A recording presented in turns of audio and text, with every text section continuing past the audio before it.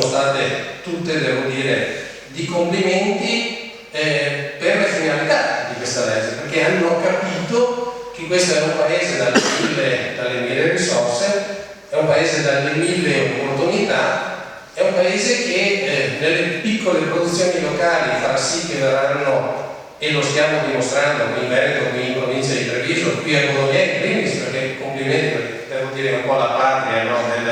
delle piccole produzioni locali, ma non lo dico perché sono qua questa sera, ma è così, siamo venuto l'anno scorso, sono venuto quest'anno, c'è sempre tanta gente, e quindi significa che qui lo abbiamo capito, in provincia di Treviso lo abbiamo capito, in Veneto sicuramente è stato capito, però io sono stato recentemente nelle Marche a parlare di piccole produzioni locali che aspettano questa legge veramente con frenesia. Sono stato in Sicilia, anche là sembra impossibile, ma lì proprio siciliani sono prodotti sicuramente diversi dai nostri, ma anche lì sono veramente buoni e ne hanno tantissimi. Lì hanno anche l'opportunità di fare il biologico perché hanno un po' meno nebbia, un po' meno pioggia di noi, quindi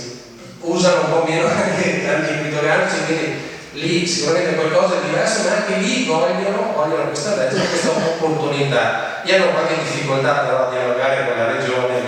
non è come qui in Veneto, lì è con Musumeci è un po' diverso, insomma, ma lo dico perché effettivamente è così, però anche loro aspettano questa legge, una legge che sicuramente secondo me avrà un percorso, sono ottimista in questo perché tra l'altro un aspetto totalmente tecnico è già stata incardinata anche alla Camera dei Deputati e quindi si spera che a fine anno ce lo auguriamo tutti quanti, perché ha avuto questa trasversalità che è un po' un qualcosa di anomalo, e tanto anomalo quanto positivo, perché poi alla fine servirà a tutti. Quindi grandi opportunità su questo, adesso sta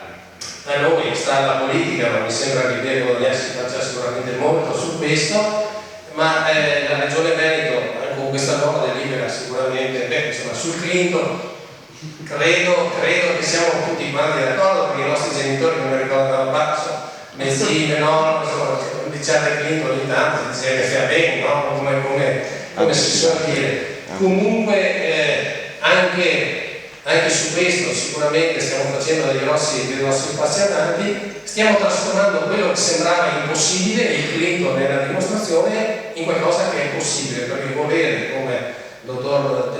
De Lui, il dottor Buffon ci ha insegnato, volere spesso e volentieri è potere, ma solo ed esclusivamente grazie al gioco di squadra. Questo gioco di squadra che avete dimostrato tutti quanti che abbiamo dimostrato tutti quanti assieme, quindi continuiamo in questa direzione e magari ci troveremo qua quest'anno, il prossimo anno, magari per cominciare il quinto, che male non fa. Grazie e buona continuazione.